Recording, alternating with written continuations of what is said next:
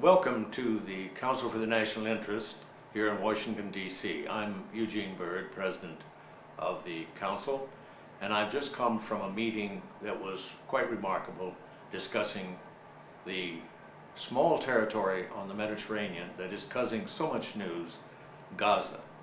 With 1.5 million people, this little strip of land about the size of the District of Columbia has made news from the very beginning. Mark Perry of Conflicts Forum and Geoffrey Aronson of the Foundation for Middle East Peace held an hour-and-a-half conference on this, and this is 10 minutes of it that we have selected. You can go to our website for further information. So this is what we know. At 3 a.m. on the morning of January 23, Palestinian militants from Hamas's armed wings, I use the term militants of course, blew up fence walls at the borders between the southern Gaza Strip and Egypt, allowing thousands of Gazans to flock into Egypt.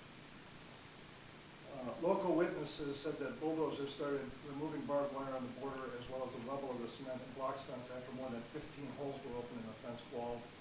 Thousands of Gaza Strip residents crossed through these breaches in the wall and into Egypt, and they bought mostly basic foods, medicines, clothes, and cigarettes when they were in Egypt. Hamas security personnel placed bombs and explosive devices on the fence of the borders between Rafah town and the southern Gaza Strip and Egypt. But the breach in the walls was simultaneous. The January 23 event, followed by 6 days of January 17 Israeli decision to tighten the economic siege that was imposed on Gaza since mid-June of last year, that closed all crossings into the Strip. Since June of last year, Israel had barred fuels and basic food products from reaching the Gaza Strip. That is, from the date of the Hamas takeover of Gaza. The full economic embargo on the Strip was in force. I find the description of why the embargo was put in place interesting in itself. Israeli officials and American newspapers say that the economic embargo was put in place to punish Hamas for firing rockets into Israel.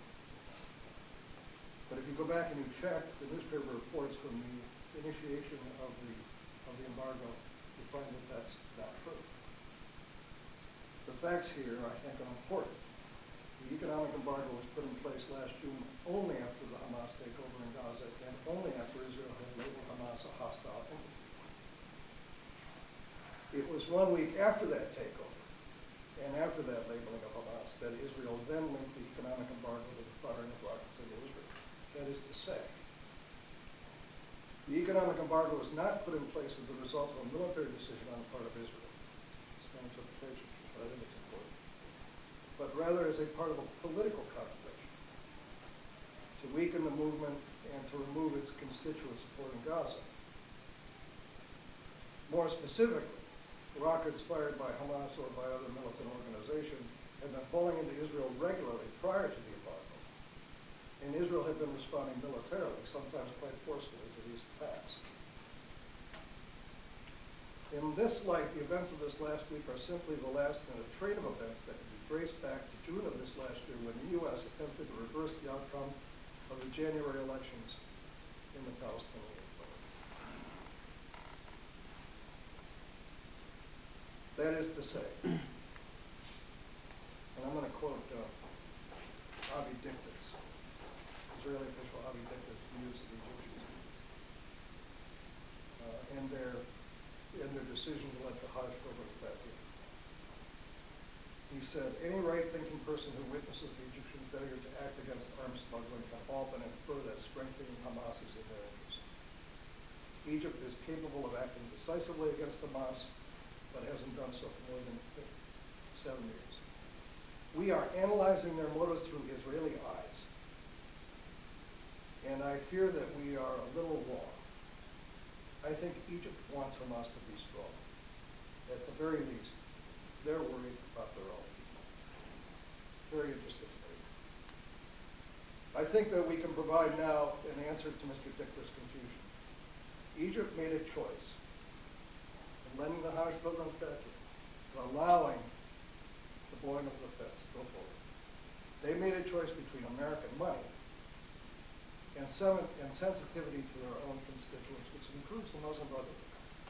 When faced with this choice, Egypt broke with American policy, and they broke with Israeli policy. They chose their constituents. And why in the world would we ever think they would?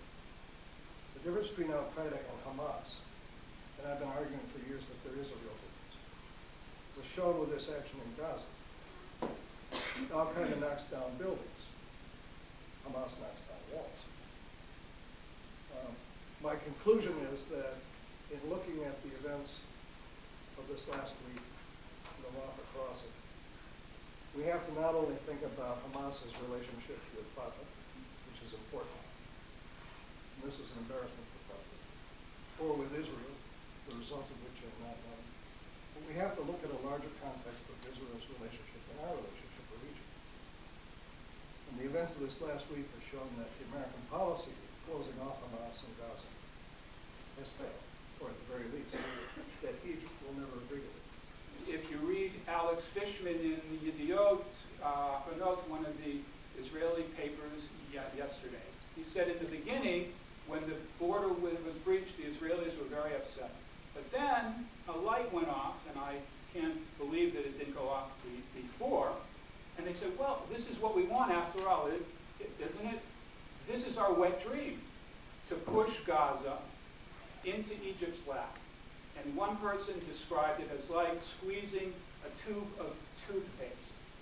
If you squeeze a tube of toothpaste, eventually it comes out somewhere. And Israel, in its effort to make Gaza into Albania, okay, reduced the options for Gaza to its weakest point. And for many reasons, the border with Egypt is the weakest point. And that's what we saw. We saw the toothpaste being squeezed out of the tube into Egypt. Everybody has pointed out the fact that a week or so ago, the decision was made to breach the border. The question that I've been asking since June is, why hadn't they done so before? It was certainly within their power to blow holes in the border. In fact, this had been done on occasion over the past years, in particular when Hamas wanted to embarrass Egypt or the PA because of the hardships created by the closure of the border. And again, we may forget that things were not great in Gaza concerning borders before June. As we all know, beginning again with the disengagement, and the World Bank has reported on this extensively, the Gaza economy has been sliding in a race to the bottom over the last 3 or 4 years. So this is not a new development by any means. Why didn't Hamas blow holes in the border the day after they took control in Gaza in June? And why didn't they do so until a week or so ago? I think there are 2 or 3 reasons for this. One, they wanted to be seen as a responsible party sitting in the chair. They wanted both the Egyptians and Israel to see that they were capable of behaving according to the rules of the game. So countries don't make unilateral changes in the management of a border. That's not the way responsible actors act. Okay? So they didn't do it, even though public opinion, as we have seen, would have welcomed